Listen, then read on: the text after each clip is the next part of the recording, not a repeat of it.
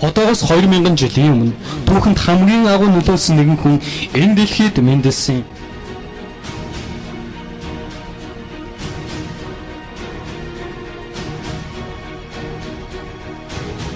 Тэр бол Есүс Христ. Тэр бүх цаг хугацаа бүх ертөнцид хамгийн агуу нэгэн. 2000 жилийн өмнө мэндэлсэн Есүс Христ өнөөдөр ч олон зуун дагалдагчтай байсаар байна. Бүтэнсэн өдөр дэлхийн хүн амын 33% буюу 2 тэрбум гаруй хүн цуглаанд очиж Есүс Христийн өмнө итгэлэн өчиж өвдөх сүгддөв. Зөвхөн Хятад улсад л гэхэд Европын бүх Христ итгэгчдийг нийлүүлснээс ч олон хүн цуглаанд очдог.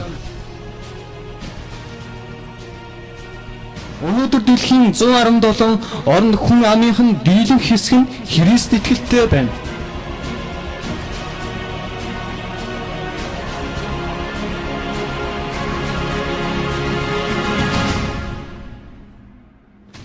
Исламын шашныг үндэслэгч Мухаммед 20 жил номдож түүний дараа дагалдагчид нь дайн тулаанаар хүмүүсийг дагуулсан бол Есүс Христ 3 жил номлоход түүний төлөө амиа өгөхөдөж бэлэн хэдэн зуун мянган хүн сайн дураараа дагцгаасан байдаг.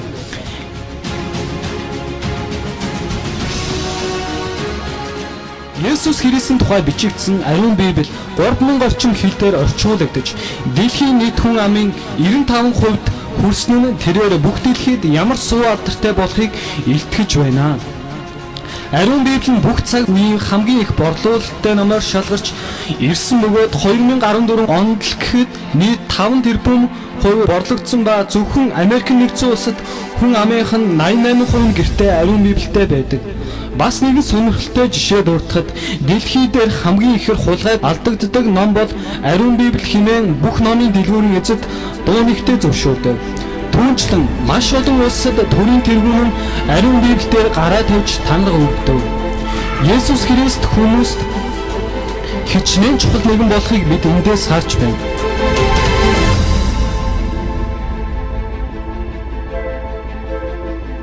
Польшийн Свябодсын хотод хаан Христ хэмээх дэлхий дээрх хамгийн том Христийн хөшөө байдаг. Хөшөөний өндөр 33 м 440 тонн жинтэй.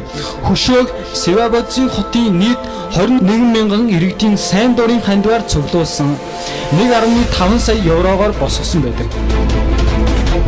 Харин Бразилийн Рио де Жанейро дахь аврагч Есүс Христийн хөшөө нь 30 м өндөртэй 1931 онд баригдсан ба дэлхийн 7 гайхамшигын нэгт тооцогддог. Зөвхөн энэхүү Христийн хөшөөг үзэж сонирхохоор жилд дунджаар 300 мянган хүн Рио де Жанейрод зордог. Есүс Христ дэлхий даяар хичнээн суу алдартай вэ. Есүс Христ эгэл жирийн нужааны гэрт мэндэлсэн ба хааны суудалд задарч эсвэл цэрэг арим үдэгдэж байсангүй. Гэвч түүний үг сургаал олон хүний зүрх сэтгэлд гүн гүнзгий хүч ухаарал итгэл найдвар хайрлаж байна. 2000 жилийн дараа ч гэсэн түүний үг сургаалаас нэгэн ч хуучралгүй бидний амьдрал боддоор нөлөөлсөөр байна. Есүс Христийн эсрэг мянган үгүйсгэл яригддагч ницаалт хийж чадахгүй түүний амьд үгийн хажууд хүсэр хаягдсаар байдаг.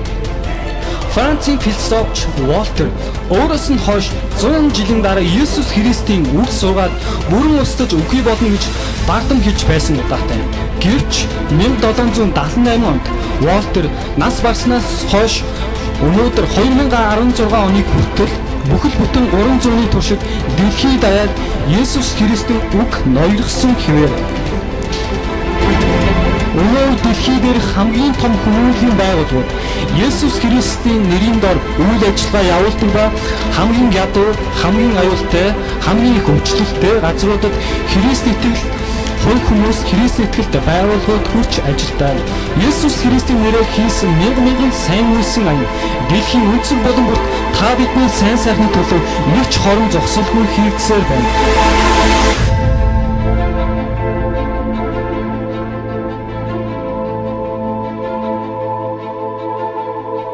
Хэдий та Есүс Христэд итгэдэггүй байсан ч та Есүс Христ хэмээх нэрийг хаасайгүй байнга сайнаар сонсож байдаг нь нууц биш ээ. Есүс Христ хэдий ном зохиол бичиж байгаагүй ч өнөөдөр түүний тухай бичсэн ном сургаал дэлхий даяар дүүрэн байна. Есүс Христ хэдий дуу хөгжим зохиож байгаагүй ч түүнийг магтан дуулсан дуу дэлхийн үндэстэн бүрт хэдэн арваараа дуулагдж байдаг.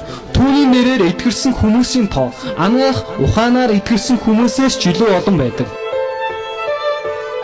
Есүс Христ амьдралынхаа туршид маш олон удаа өөрийгөө бурхан гэдгийг батлах гайхамшиг үйлдэж байсан бөгөөд түүний үйлдсэн 37 гайхамшигыг Библиэд тэмдэглэн үлдээсэн ба үүний 3 нь үгсэн хүнийг амьлуулсан явдал байв. Есүс Христ огтхонч гин нүгэлгүй амьдарсан ба өнөөдөр мянган хүмүүсийн үлгэр дуурайл болсон. Есүс Христ зөвхөн хүн байсан төдийгүй тэрээр төгс хүчит бурхан байсан юм. Загламайд цовлогдсон нас барсан ч 3 хоногийн дараа дахин амьж бүрэн төгс агуу бурхан гэдгээ маш тод батлан харуулсан. Хэдийгээр дэлхийн ертөнц бурхангүй үзлээр дүүрэнч өдөр бүр илүү хүмүүс Есүс Христэд итгэж аврагдсаар байна. Өдөр бүр олон арван исламын шашинтнууд Христ итгэлт болж өөрчлөгдсөөр байгаа нь бодит үнэн билээ. Дэлхийн шашинг үүсгэн байгуулсан олон агуу хүмүүс байсан ч тэдний хинч Есүс Христтэй адилхан үхлээс эргэн амьж чадаагүй юм. Есүс Христийн тухай бичигдсэн 300 гаруй зүм аль хэдийн бүрэн төгс биелсэн ба тэр бол цор ганц мөнхийн улсад хүрч болох зам мөн гэдгийг илэрхийлдэг. Тэр зөвхөн Христ итгэгчдийн төлөө ирээгүй, тэр Ислам, Хинду, Буддист бүх хүний төлөө ирсэн. Өнөөдөр Есүс Христ таныг ч аврахыг хүсэж байна. Хинч хизээч өөрт нь итгэвэл Бурханы хүүхэд болох эрхийг тэр өгөх болно. Тэр дэлхийн ертөнцийг бүтээгч ба тэр таныг бүтээгч. Хэрв та түнд итгэлэн өгвөл тэр танд бүхнийг өгч мөнх амийг бэлэглэх болно. Өнөөдөр мянган хүн түнд итгэдэгч тэр танд бусдаас онцгойлон маш их хайртай.